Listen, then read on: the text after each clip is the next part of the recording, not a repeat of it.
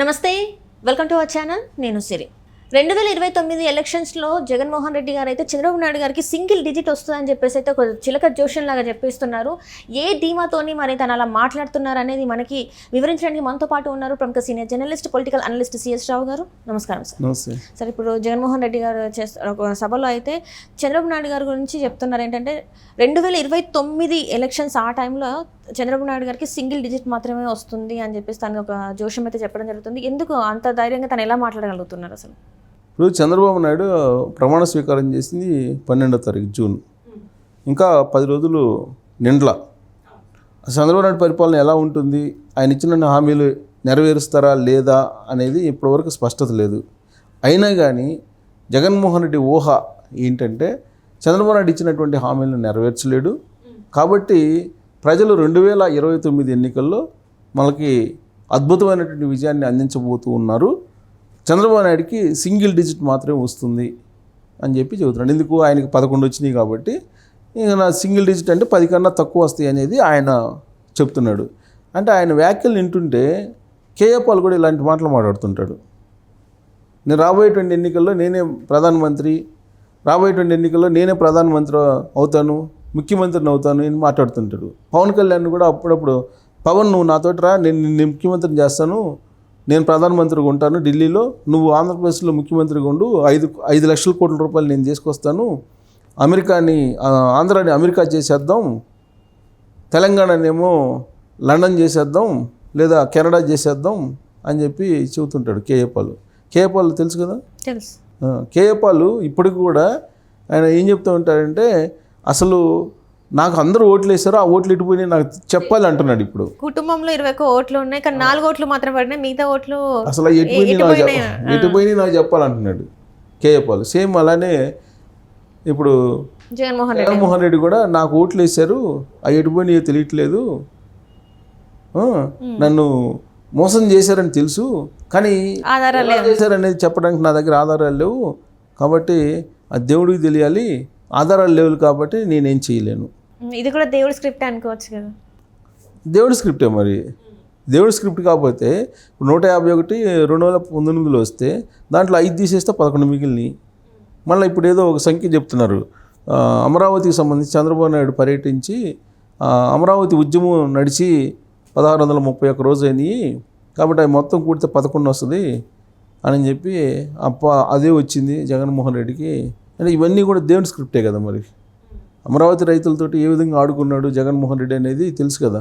జగన్మోహన్ రెడ్డి కళ్ళు ఆర్పకుండా అబద్ధాలు చెప్పడంలో గిన్నిస్ రికార్డు ఇవ్వాలి ఆయనకి, గిన్నిస్ అవార్డు ఇవ్వాలి ఆయనకి. కానీ జగన్మోహన్ రెడ్డి రివర్స్లో చెప్తున్నాడు, ఒక్క అబద్ధం కూడా నేను ఆడలేదు. అందుకే కేఏ పాల్ ఏమంటాడు, అందుకే కేఏ పాల్ని గుర్తు చేసింది.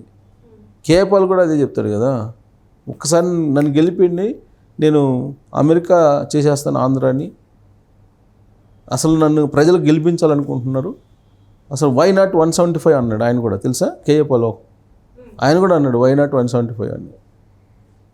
నేను ప్రజల సొమ్ముతోటి కాదు, నేను నా సొంత సొమ్ముతోటి నేను అభివృద్ధి చేస్తాను, కాబట్టి నన్ను నమ్ముతారు జనాలు, నాకు 175 ఇస్తారని చెప్పి కేఏ పాల్ కూడా అన్నాడు.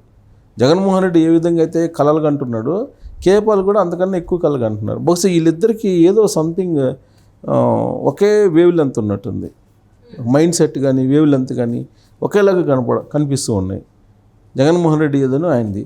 జగన్మోహన్ రెడ్డికి ఇప్పటికీ కూడా ఎందుకు ఓడిపోయాం అనేది తెలియకపోవడం అనేది ఆశ్చర్యం కలిగిస్తుంది. అంటే జనాన్ని మోసం చేశారన్నట్టు కూడా తను మాట్లాడుతున్నారు. అదే ఇప్పుడు ఆయన ఓడిపోవడానికి 1,00,000 కారణాలు ఉన్నాయి. ఆయన 2019 ఎన్నికల ముందు ఆయన చెప్పినటువంటి హామీలు దాదాపు 200 హామీలు ఉన్నాయి. అవన్నీ తీసేసి నవరత్నాలు ఒకటే చూపిస్తాడు ఆయన. కానీ ఆయన 99% నేను నెరవేర్చానని చెప్తున్నాను. రివర్స్లో చెబుతున్నాడు. 1% అమలు చేసి 99% అమలు చేయాల. మద్య నిషేధం అమలు చేశాడా? సిపిఎస్ రద్దు అమలు చేశాడా? ఉద్యోగులకి డిఎస్సి జాబ్ క్యాలెండర్ అన్నాడు, జనవరి చేశాడా? ప్లస్ రేట్లు తగ్గిస్తా అన్నాడు, తగ్గించాడా? రాజధాని అమరావతిలో ఉంటుంది అన్నాడు, 3 రాజధానులు ఉంచాడు, 3 రాజధానులు చేశాడు. ఇట్లా చెప్పుకుంటూ పోతే ఆయన చెప్పిన అబద్ధాలు ఏ ముఖ్యమంత్రి చెప్పుండడు. ముఖ్యమంత్రి కావడానికి ఆయన చెప్పినటువంటి అబద్ధాలు ఎవరు చెప్పుండరు. అన్ని అబద్ధాలు చెప్పి 2019లో అధికారంలోకి వచ్చాడు. ఇప్పుడు మళ్ళా చంద్రబాబు నాయుడు అబద్ధాలు చెప్పాడు, విశ్వసనీయతతో కూడినటువంటి రాజకీయాలు, విలువలతో కూడిన రాజకీయాలు నేను చేస్తున్నాను. అతి మంచితనం వల్లనే నాకు నష్టం జరిగిందేమో అని ఫీల్ అవుతున్నాడు. ఆయనే మంచోడిగా సర్టిఫికెట్ ఇచ్చేసుకుంటున్నాడు. ఆయన 2019 నుంచి 2024 ఇటీవల వరకు కూడా ఆయన చేసినటువంటి దాష్టికాలను మర్చిపోలేక జనాలు వన్ సైడ్గా ఓట్లేసి అంత దారుణంగా ఓడిస్తే ఇంకా కూడా ఆయనకి నేను మంచి చేశాను అని చెప్పి ఇంకా భ్రమల్లో ఉంటే కేఏ పాల్ లాగా మరి ఆయన కూడా భ్రమల్లో ఉన్నాడని చెప్పాలి. కేఏ పాల్ కూడా అంతే కదా, తెలంగాణలో అధికారం రావాలి, నేను ముఖ్యమంత్రి తెలంగాణకు అవుతాను అన్నాడు తెలంగాణ ఎన్నికలప్పుడు. ఆంధ్రప్రదేశ్ ఎన్నికలప్పుడు ఆంధ్రప్రదేశ్కి పోయి నేను ఆంధ్రప్రదేశ్ ముఖ్యమంత్రి అవుతానని చెప్పి అన్నాడు. అమెరికాకు పోయి నేను అమెరికా ఎన్నికల్లో నేను పోటీ చేస్తున్నాను, అమెరికాలో కూడా నేను పోటీ చేయకపోయినా కానీ అక్కడ ప్రెసిడెంట్ని నేను గెలిపించే సత్తా నాకు ఉంది. నేను పోయినసారి బైడెన్ గెలిపించాను, అంతకుముందు ట్రంప్ని గెలిపించాను, దానికంటే ముందు క్లింటన్ గెలిపించాను, ఈ చెప్తుంటాడు కదా కేఏ పాల్. ఇప్పుడు జగన్మోహన్ రెడ్డి కూడా అదే చెబుతున్నాడు.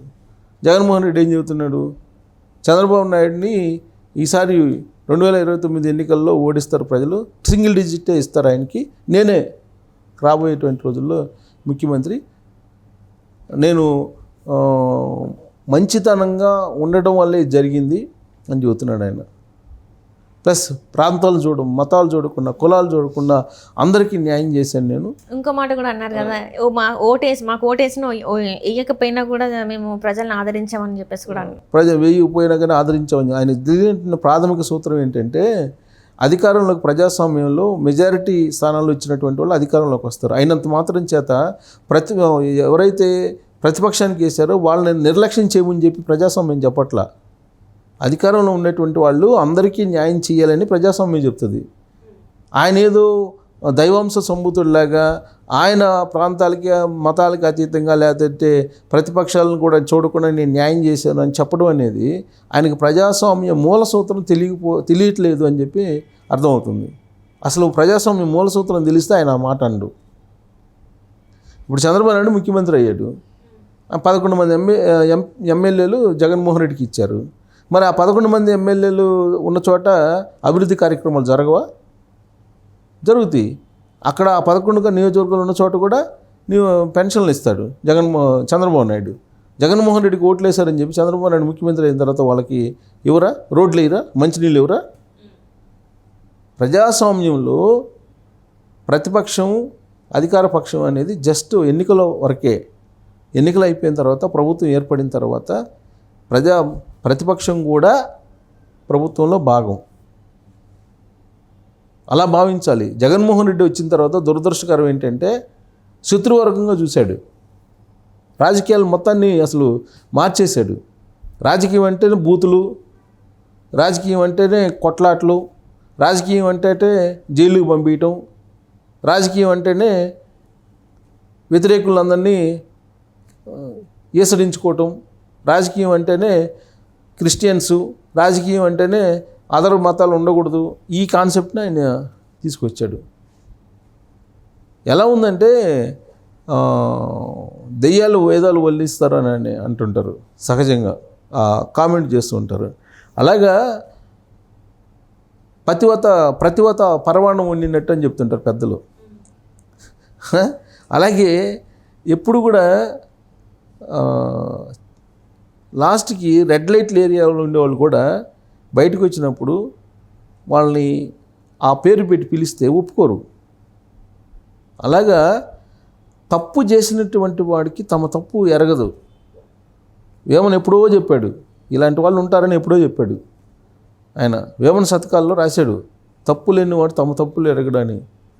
ఆయన తప్పు ఆయన ఇవాళ కూడా తెలుసుకోకుండా ఆయన ప్రజలకు నేను మంచి చేశాను, చంద్రబాబు నాయుడు ఎక్కువ కాలం ముఖ్యమంత్రిగా ఉండడు, ఇలా అసలు వాస్తవంగా ప్రజాస్వామ్యం అనకూడదు. ప్రభుత్వం కొత్తగా ఏర్పడింది, అత్యధిక మెజార్టీని ఇచ్చారు ప్రజలు, ప్రభుత్వాన్ని ఏర్పాటు చేసి 10 రోజులు కూడా కాలేదు.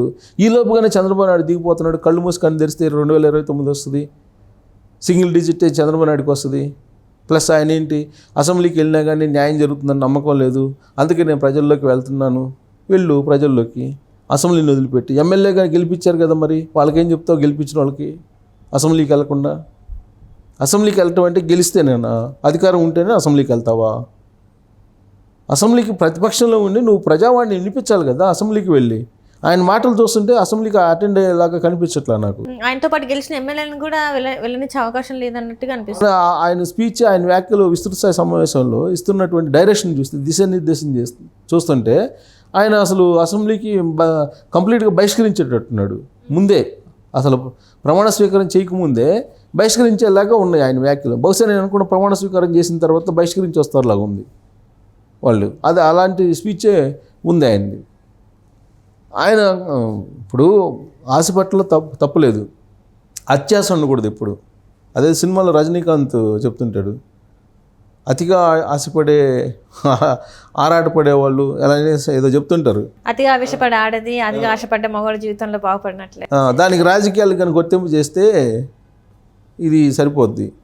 ఒకవైపు ఏమో ఆయన చేసినటువంటి ఆడంబరాలు ఏ విధంగా ఉన్నాయనేది నేషనల్ స్థాయిలో ఈయన చేసినటువంటి దాష్టీకాలు, ఈయన చేసినటువంటి దుర్వినియోగం, ఈయన చేసినటువంటి అక్రమాల మీద చర్చ జరుగుతుంటే ఈయన విస్తృతస్థాయి సమావేశం పెట్టి వాళ్ళకి డైరెక్షన్ ఏమిస్తాడు?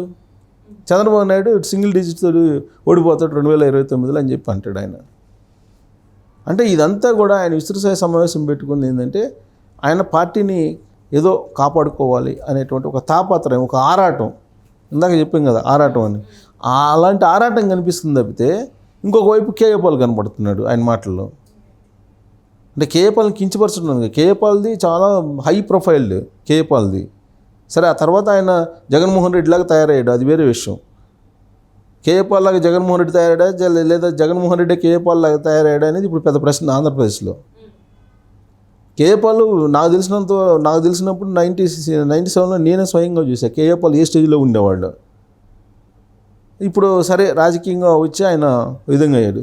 ఇప్పుడు జగన్మోహన్ రెడ్డి కూడా రాజశేఖర రెడ్డి ఉన్నప్పుడు అద్భుతంగా కిట్ ప్రోకోతోటి కొన్ని వేల కోట్ల రూపాయలు సంపాదించేశాడు. ఆయన రాజశేఖర రెడ్డి చనిపోయిన తర్వాత ఆయన చరిష్మాతోటి ఆయన సింపతి గెయిన్ చేసుకుని ఒకసారి ముఖ్యమంత్రి అయ్యారు. ఒకసారి ప్లీజ్ అని చెప్పి ఆయన ప్రజల మధ్యకి వెళ్తే ప్రజలు మరి ఎందుకు ఆంధ్రప్రదేశ్ ప్రజలు ఆ రోజున ఎందుకు ఆయన్ని కరుణించారో తెలియదు, కానీ ఆయన ముఖ్యమంత్రి చేశారు. ముఖ్యమంత్రి చేసిన తర్వాత ఆయన చేసినటువంటి పనులన్నింటినీ తీసుకుంటే సొంత మద్యాన్ని ఆయనే తయారు చేస్తాడు, ఆయనే అమ్ముతాడు, ఆయనే రేట్లు నిర్ణయించుకుంటాడు. ఆయన డబ్బులు ఎటుపోయినాయి అంటే కంటైనర్లో పోయినాయి అని చెప్తారు. ఇవన్నీ చూసిన తర్వాత ప్రజలు చీత్కరించుకొని 11 మంది ఎమ్మెల్యేలు ఇస్తే ఇంకా మళ్ళీ ఆయన మాట్లాడతాడు. ఇంకా ఆయన మాట్లాడటం పైగా విశ్వసనీయత విలువలతో కూడినటువంటి రాజకీయాలు అంటాడు. ఆయన రంగనాయకం అనే 70 సంవత్సరాలు ఆమెని ఓన్లీ సోషల్ మీడియాలో రీపోస్ట్ చేసినందుకు ఆమెను తీసుకెళ్ళి స్టేషన్లో కూర్చోబెట్టారు. ప్రశ్నించే ప్రతి వాళ్ళని ఎంతమంది ఇళ్ళకి నువ్వు అర్ధరాత్రి పూట పోలీసులను పంపించలేదు? లేడీస్ నైటీల్లో ఉన్నా కానీ వాళ్ళని బయటికి లాక్కొచ్చి స్టేషన్లో కూర్చోబెట్టారు కదా. అర్ధరాత్రి వేళ పోలీసులను పంపించి ఎంతమంది ఇళ్ళ మంది పంపించావు నువ్వు? ప్రజాస్వామ్యతంగా పరిపాలించాడు ఆయన. ఇవన్నీ గుర్తు చేసుకుంటే 5 సంవత్సరాలదే దాన్ని ఒక డాక్యుమెంటరీ అంటారు కదా, అలాంటి డాక్యుమెంటరీని తయారు చేసి దాన్ని భద్రపరచాలి జగన్మోహన్ రెడ్డి పరిపాలనని. ఆ డాక్యుమెంటరీని ప్రదర్శించి చూపించాలి. నాకు తెలిసినంత వరకు ఆంధ్రప్రదేశ్ ప్రజలు జగన్మోహన్ రెడ్డిని మళ్ళీ క్షమిస్తారని చెప్పి నేనైతే అనుకోను ఆయన పరిపాలన చూసిన తర్వాత. ఇంకా ఆయన ఏదో కలలుగంటున్నాడు కేఏపాల్ లాగా, తప్పులేదు. కలలుగంటంలో దానికి ఏమీ అద్దులు లేవు, ఊహించుకోవడంలో తప్పు లేవు, భ్రమపట్టడంలో కూడా తప్పు లేదు. కాకపోతే ఆ భ్రమలు ఊహలు కూడా అద్దు దాటి వెళ్ళిపోతున్నాయి, అది ప్రమాదం. తెలుగుదేశం వాళ్ళు చంద్రబాబు నాయుడు లేకపోతే లోకేష్ ఏదో ఒక డిజార్డర్ ఉందని చెప్పి ఏదో అంటాడు, దానికి సైకో కాకుండా దానికి మించినటువంటి డిజార్డర్ ఏదో, అలా ఉంది ఆయన స్పీచ్, అలా ఉంది ఆయన దిశానిర్దేశం. కేఏపాల్ని మించినటువంటి డైరెక్షన్ ఇచ్చాడు ఆయన ఇవాళ.